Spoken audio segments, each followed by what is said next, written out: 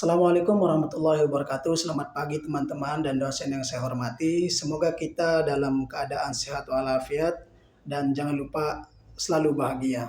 Puji dan syukur kehadirat Tuhan Yang Maha Esa serta salawat dan salam tak lupa pula kita aturkan kepada baginda alam Nabi besar kita yakni Nabi Muhammad Sallallahu Alaihi Wasallam. Kami dari kelompok 3 pada hari ini ingin mempresentasikan materi tentang pendaftaran dan peralihan atas tanah. Baik, mungkin langsung saja pemateri pertama yang akan dibawakan oleh Saudari Etika Fatmawati, kepadanya kami persilahkan.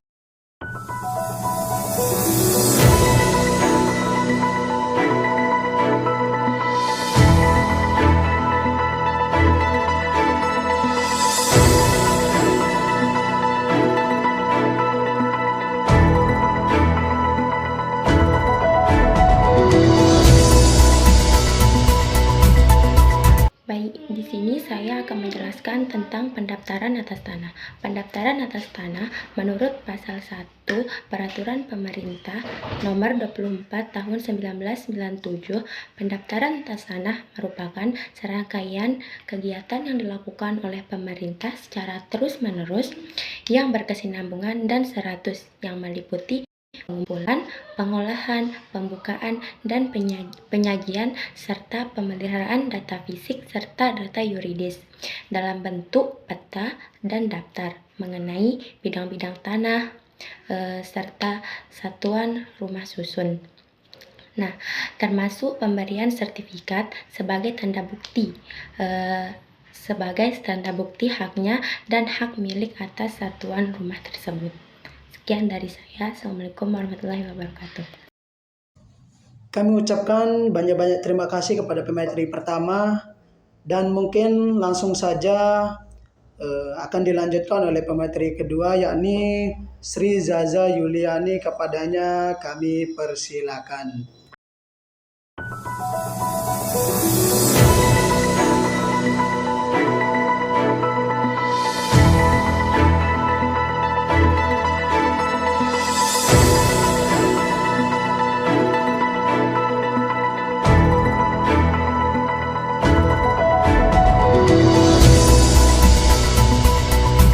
Baik, saya Sri Zaza Yuliani akan menjelaskan tentang tujuan dan sistem pendaftaran tanah. Dalam penjelasan umum Peraturan Pemerintah Nomor 24 Tahun 1997 tentang pendaftaran tanah. Tujuan pendaftaran tanah meliputi pertama, untuk memberikan kepastian hukum dan perlindungan hukum kepada pemegang hak atas tanah suatu bidang tanah, satuan rumah susun, dan hak-hak lain yang terdaftar agar dengan mudah dapat membuktikan dirinya sebagai pemegang hak yang bersangkutan. Untuk itu kepada pemegang hak diberikan sertifikat sebagai surat tanda bukti. Yang kedua, untuk menyediakan informasi kepada pihak-pihak yang berkepentingan termasuk pemerintah agar dengan mudah dapat memperoleh data yang diperlukan dalam mengadakan perebutan hukum mengenai bidang-bidang tanah dan satuan-satuan rumah susun yang sudah terdaftar. Yang ketiga, untuk terselenggaranya tertib administrasi pertanahan. Dari kegiatan pendaftaran tanah yang dijelaskan tadi, dapat dikatakan bahwa sistem pendaftaran tanah pada saat itu adalah sistem pendaftaran akta, di mana jawatan pendaftaran tanah pada saat itu hanya bertugas dan berkewenangan membukukan hak-hak tanah dan mencatat akta peralihan atau pemindahan hak, tidak menerbitkan surat tanda bukti hak yang berupa sertifikat tanah, yang dimana alat bukti kepemilikan tanah pada saat itu berupa akta. Dengan lahirnya Undang-Undang Pokok Agraria pada tanggal 24 September 1960, maka sistem pendaftaran tanah menjadi sistem pendaftaran hak, di mana hal tersebut ditetapkan pada pasal 19 Undang-Undang Pokok Agraria yang berbunyi, pertama, untuk menjamin kepastian hukum oleh pemerintah diadakan pendaftaran tanah di seluruh wilayah Republik Indonesia menurut ketentuan-ketentuan yang diatur dalam peraturan pemerintah. Yang kedua, pendaftaran tanah ini meliputi A. Pengukuran, pemetaan, dan pembukuan tanah. Yang ke B. Pendaftaran hak-hak atas tanah dan peralihan hak-hak tersebut. C. Pemberian surat-surat tanda bukti hak yang berlaku sebagai alat pembuktian yang kuat. Dalam penjelasan Undang-Undang Pokok Agraria Angka 4 Romawi dikatakan bahwa usaha yang menuju ke arah kepastian hak atas tanah ternyata dari ketentuan pasal-pasal yang mengatur pendaftaran tanah. Pasal 23, 32, dan 38 yang ditujukan kepada para pemegang hak yang bersangkutan dengan maksud agar mereka memperoleh kepastian tentang haknya. Pasal 23 dalam kurung 32 HGU dan 38 HGB berbunyi, pertama, hak milik demikian pula setiap peralihannya, hapusnya, dan pembebanannya dengan hak lain harus didaftarkan sesuai dengan pasal 19 Undang-Undang Pokok Agraria. Yang kedua, pendaftaran dimaksudkan merupakan alat pembuktian yang kuat mengenai hapusnya hak milik serta sahnya peralihan dan pembebanan hak tersebut. Pasal 19 Undang-Undang Pokok Agraria ditujukan kepada pemerintah agar di seluruh wilayah Indonesia diadakan pendaftaran tanah yang bersifat pre-kadaster, artinya yang bertujuan menjamin kepastian hukum. Di dalam penjelasan Undang-Undang Pokok Agraria disebutkan pula bahwa pendaftaran tanah didahulukan penyelenggaraannya di kota untuk lambat laun meningkat pada kadaster yang meliputi seluruh wilayah negara Indonesia, tentunya yang dimaksud dalam undang-undang yang termasuk daerah hutan maupun laut. Sekian dari saya. Wassalamualaikum warahmatullahi wabarakatuh. Kami ucapkan banyak-banyak terima kasih kepada pemateri kedua, dan mungkin langsung saja yang akan dilanjutkan oleh pemateri ketiga, yakni Zaki Maulana Akbar. Kepadanya kami persilakan.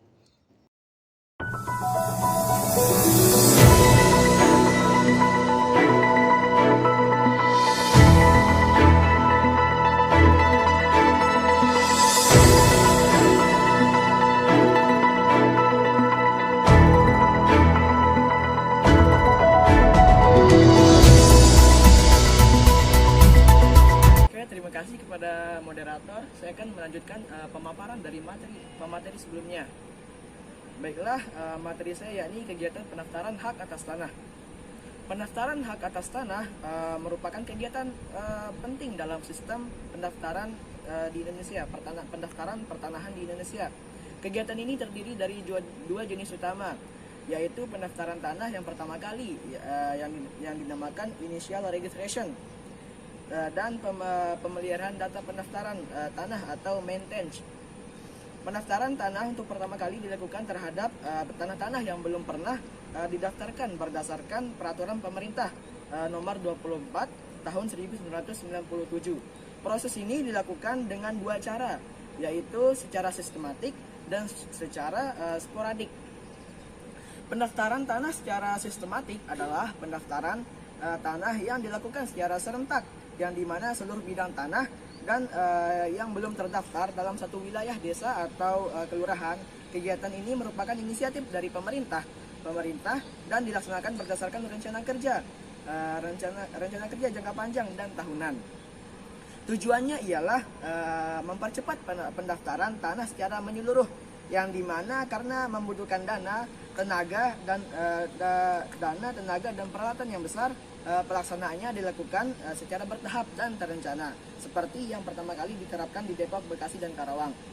Sementara itu, yang kedua ialah pendaftaran tanah secara sporadik yang dilakukan secara pribadi atau perorangan atau kelompok kecil, yang dimana terhadap satu atau beberapa bidang tanah saja. Pendaftaran ini dilakukan apabila wilayah tersebut belum termasuk dalam program pendaftaran sistematik. Berbeda dengan sistematik yang bersifat massal, sporadik ini bersifat individual dan biayanya ditanggung oleh pemilik tersebut. Selain itu, terdapat juga kegiatan pemeliharaan dan pendaftaran tanah, yang dimana kegiatan ini bertujuan untuk memperbarui data fisik dan yuridis yang tercantum dalam dokumen pertanahan seperti peta pendaftaran, daftar nama, pemilik, perpanjangan, dan lain-lain. Oleh karena itu, pemegang hak atas hak wajib melaporkan perubahan tersebut ke kantor pertanahan agar data tetap akurat dan mutakhir. Yang terakhir, yakni adapun objek pendaftaran tanah mencakup berbagai jenis dan hak atas tanah seperti hak milik, hak guna usaha, hak guna bangunan, dan hak pakai. Hak pakai, hak wakaf, tanah wakaf, tanah negara, dan tanah milik atas satuan rumah susun dan tanggungan. Tanah negara tetap menjadi objek pendaftaran, namun perlakuannya berbeda, yang dimana tidak diterbitkan sertifikat, beda seperti yang secara sporadik tadi itu. Dan hak pakai hanya diberikan oleh negara yang dapat didaftarkan, karena belum ada aturan teknis untuk yang diberikan oleh pemilik hak milik. Demikian pemaparan dari materi saya. Terima kasih. Baik, terima kasih kepada pemateri ketiga, yakni Saudara Zaki Maulana Akbar. Mengucapkan banyak terima kasih. Sebelum kita lanjut, perlu kita ketahui bersama, dalam proses pendaftaran tanah ada namanya permasalahan pendaftaran tanah. Di mana pendaftaran tanah ini merupakan proses krusial dalam hukum agraria Indonesia untuk mewujudkan kepastian hukum dan perlindungan hak atas tanah. Proses ini diatur agar sesuai dengan Undang-Undang Pokok Agraria yang biasa disebut dengan UUTA dan melibatkan serangkaian kegiatan kadastral termasuk pengukuran, pemetaan, dan pembukuan sebidang tanah. Badan Pertanahan Nasional atau biasa disebut dengan BPN memiliki peran sentral melalui deputi yang melaksanakan 1. survei, 2. pengukuran, dan 3. pemetaan untuk menyediakan peta dasar yang esensial dalam pelayanan pertanahan. Pengukuran kadastral ini merupakan kewenangan deputi dan menjadi fondasi penting dalam proses pendaftaran sebuah tanah. Perlu juga diketahui, peta dasar dan peta bidang tanah yang dihasilkan tidak hanya bermanfaat untuk pendaftaran, tetapi juga dapat dimanfaatkan untuk keperluan lain seperti perencanaan tata ruang. P4T atau biasa disebut dengan program penguasaan, pemilikan, penggunaan, dan pemanfaatan tanah. Di mana P4T ini hadir untuk mempermudah pelayanan pertanahan meskipun pengakuan terhadap bukti kepemilikan tanah lama seperti diri dan petuk secara prinsip tidak diakui. Sistem penerbitan surat tanah tanda bukti hak di Indonesia mengalami peralihan dari sistem pendaftaran tanah Australia ke sistem Indonesia. Pendaftaran tanah diwujudkan melalui sistem buku, yaitu buku tanah yang mencatat hak atas tanah dan pembebanan hak atas tanah. Dalam proses ini, pejabat pembuatan akte tanah atau PPAT memiliki peran penting untuk memastikan kebenaran formal atas akte yang dibuat untuk keperluan yakni pendaftaran. Dan yang terakhir, untuk menjamin kebenaran format akte tadi, Departemen Agraria atau BPN perlu menerbitkan belangko akte yang dapat dikontrol kebenarannya. Selanjutnya materi akan disampaikan oleh materi keempat, yakni Putri Layani. Kepadanya kami persilakan.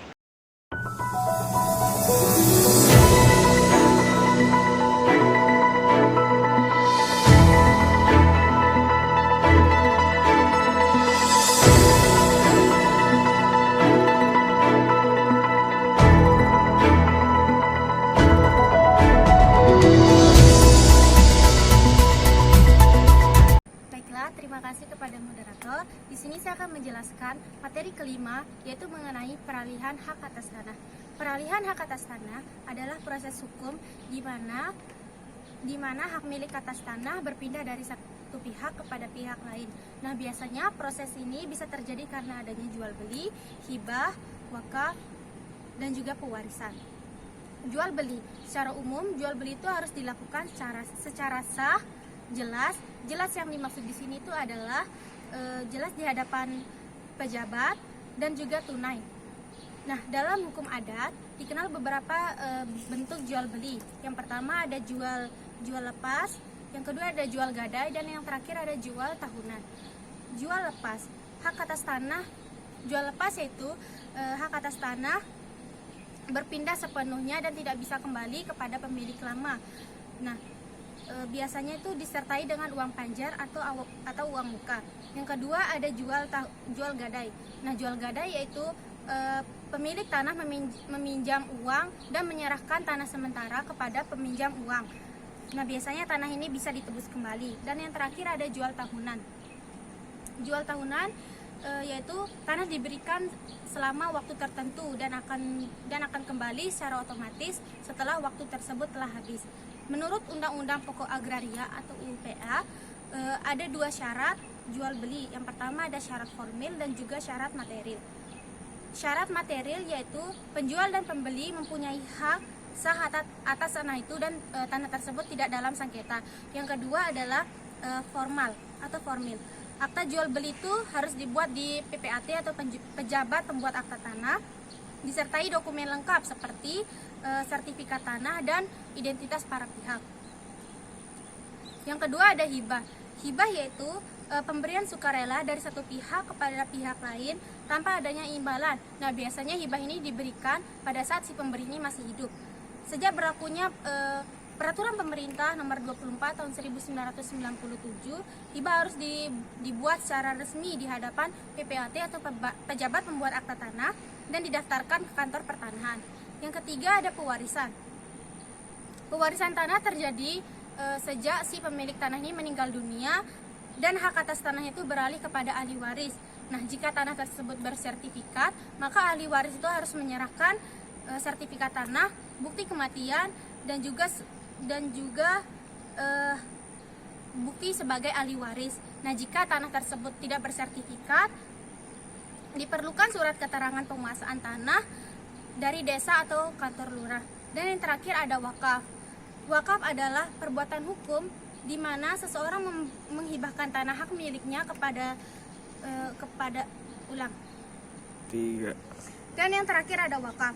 Wakaf yaitu perbuatan hukum di mana seseorang menghibahkan tanah hak miliknya untuk kepentingan ibadah dan sosial secara permanen. Nah, wakaf ini tidak bisa ditarik kembali dan harus dilakukan secara resmi melalui ikrar wakaf di hadapan pejabat berwenang atau PPAIW. Nah, wakaf diatur lebih lanjut dalam Undang-Undang Nomor 41 Tahun 2004 tentang wakaf. Sekian dari saya, akan dilanjutkan oleh pemateri selanjutnya. Terima kasih saya ucapkan kepada pemateri keempat. Mungkin langsung saja untuk mempersingkat waktu, pemateri selanjutnya yakni yang terakhir, yakni pemateri kelima. Kepada Saudari Novalia Nur Rahman kami persilahkan.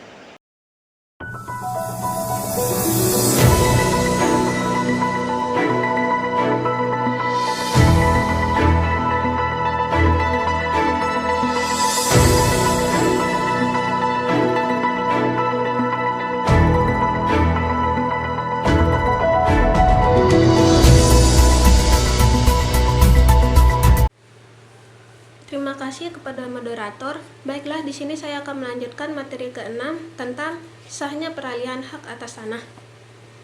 Sahnya peralihan hak atas tanah diatur dalam Undang-Undang Nomor 5 Tahun 1960 tentang Peraturan Dasar Pokok-Pokok Agraria.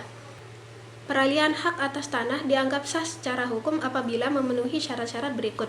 Yang pertama adalah subjek hukum. Subjek hukum yaitu pihak yang melakukan peralihan harus cakap hukum, yaitu dewasa dan tidak dalam pengampuan. Jika subjek hukum berbentuk badan hukum, maka ia harus mempunyai izin atau perjanjian yang sah. Yang kedua, objek tanah itu harus jelas, yaitu tanah yang sudah terdaftar di BPN atau bersertifikat dan tidak dalam sengketa tanah atau sitaan. Yang ketiga itu adanya alat peralihan yang sah. Peralihan harus dilakukan melalui akta otentik yang dibuat oleh notaris atau PPAT. Yang keempat itu adalah memenuhi kewajiban membayar pajak. Yang kelima adalah pendaftaran di BPN untuk pencatatan dalam buku tanah dan penerbitan sertifikat baru atas nama pemilik baru. Baik. Terima kasih kami ucapkan kepada pemateri terakhir, yakni Saudari Novalia Nur Rahman, sekaligus penutup pada penjabaran atau pemaparan materi pada pagi kali ini. Saya Samsul Hakim, pamit undur diri. Apabila ada salah tutur kata atau perbuatan, mohon dimaafkan karena Al-insan makhluk khata wa nisyan, manusialah tempat salah dan dosa. Sekian, assalamualaikum warahmatullahi wabarakatuh.